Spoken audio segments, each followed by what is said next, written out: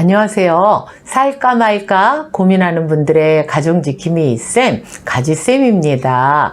오늘은 시댁이나 처가에 대소사는 어디까지 하는 게 좋을까라는 주제를 가지고 이야기를 나눠보려고 합니다. 어떤 경우에는 사실 이게 뭐가 문제가 될까 싶기도 하지만 대부분 명절이나 이때 상담 의뢰가 더 많이 오고 또 이혼율도 급증한다라는 통계가 있거든요. 그렇다고 본다고 한다면 이런 어떤 시댁이나 처가의 대소사 문제로 말미암아 부부싸움이 많아질 수 있다라는 것을 알 수가 있는데요. 그러면 어떻게 해야 될까요? 결혼 전에는 자기 부모, 자기 형제만 있잖아요. 근데 결혼을 하고 나면 사실은 처음 본 사람들인데 아버님이 되기도 하고 어머님이 되기도 하고 형제가 되기도 하는 이러한 관계가 생기게 됩니다. 그래서 사람은 누구나 아버님이랑 어머님이라고 한다 할지라도 세월이 같이 지나가고 좋은 추억들이 쌓이고 그러다 보면 시댁이든 처가든 부모님으로서 이렇게 서로 마음도 편하고 서로 좋은 관계가 되어지는데 처음부터 우리 엄마 우리 아빠 같이 저분들도 해줄 때를 바라는데 그게 안 되는 거예요. 근데 사실은 안 되죠. 이건 누구나 할 것 없이 사실 그렇잖아요.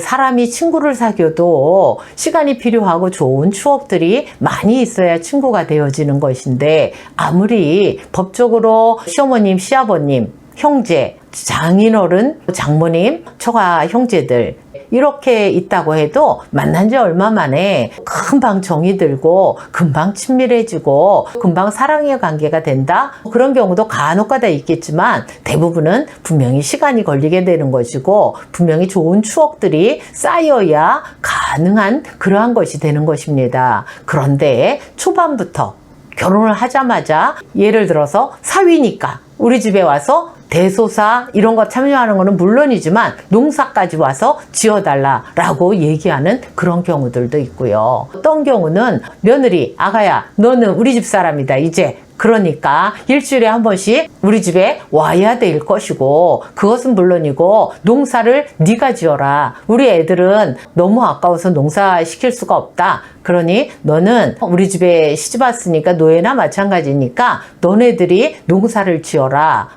라고 하는 이건 좀 드문 케이스지만 그런 경우도 본 적이 있습니다. 그래서 어떤 가정에서 일주일마다 주말이면 시댁에서 부른답니다.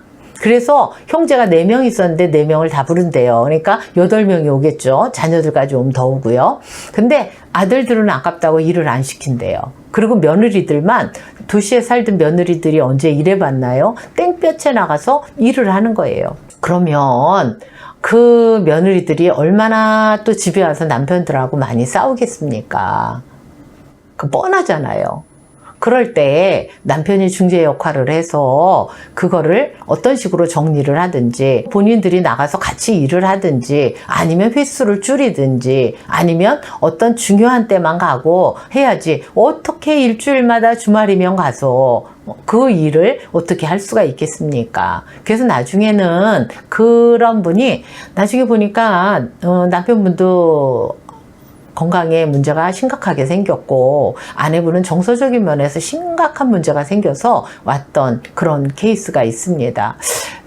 진짜 보면서 그런 생각을 합니다. 며느리가 됐든 사위가 됐든 일단 처음에 만나서 무슨 정이 그렇게 들었겠습니까? 그래서 자꾸만 의무적인 것만을 강요하고 하라고 하기보다는 서로 관계를 잘 맺어나가는 그런 것이 먼저라고 생각이 되어지는 것입니다. 예를 들어서 명절이다, 무슨 생신이다 이럴 때에는 그러면 양가는 어떻게 갈 것인가? 가서 그 다음에 갈 때 선물이나 용돈은 어떤 식으로 할 것인가, 일은 어떤 식으로 할 것인가 라고 하는 것들에 대해서 정하고 그거는 시댁을 갔든 처가를 갔든 똑같이 하려고 하는 그러한 것들이 현대에 사는 젊은 사람들에게는 상당히 중요하다고 생각이 되어집니다.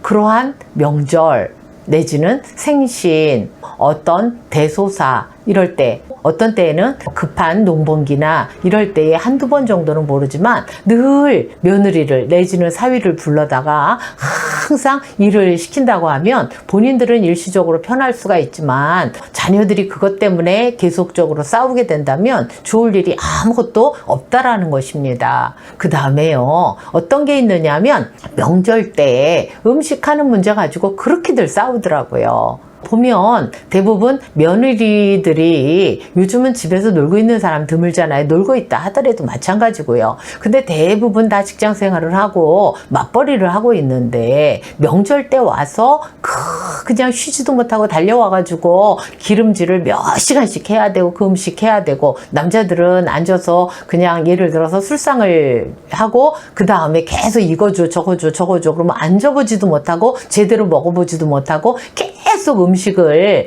만들어서 갖다가 줘야 되는 입장에 뭐가 그렇게 시댁이 가고 싶겠습니까?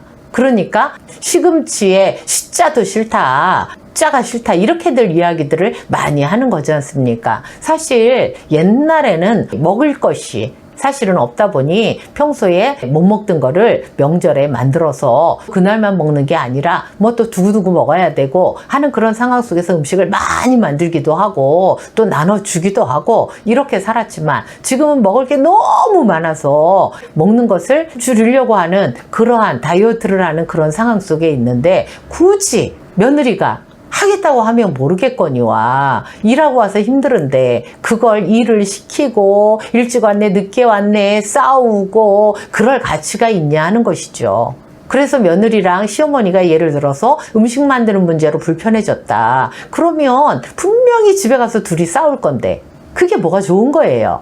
정말 그게 좋은 걸까요? 만나서 서로 가볍게 사 먹을 수도 있는 것이고, 아니면 만든다면 그냥 한 번 먹을 정도의 양만 만들 수도 있는 것이고, 직장 생활을 한다 그래서 힘들다 그러면 요즘에 반 만들어서 나오는 음식들이 얼마나 많이 있어요. 그러면 그냥 그런 걸로 해서 먹어도 되고, 그래서 서로 화목한 게 중요한 것이지, 실제적으로 그 사실 싸줘야 며느리들 먹지도 않고 고속도로 휴게소에다 다 버리고 가는 그걸 왜들 그렇게 만들고 그것 때문에 싸우는지, 그래서 부부싸움 시켜서 이혼하게 하려고 이혼 그 율이 높아지게 하는 그런 것들 정말 다시 한번 생각해 봐야 될 문제라고 생각이 됩니다.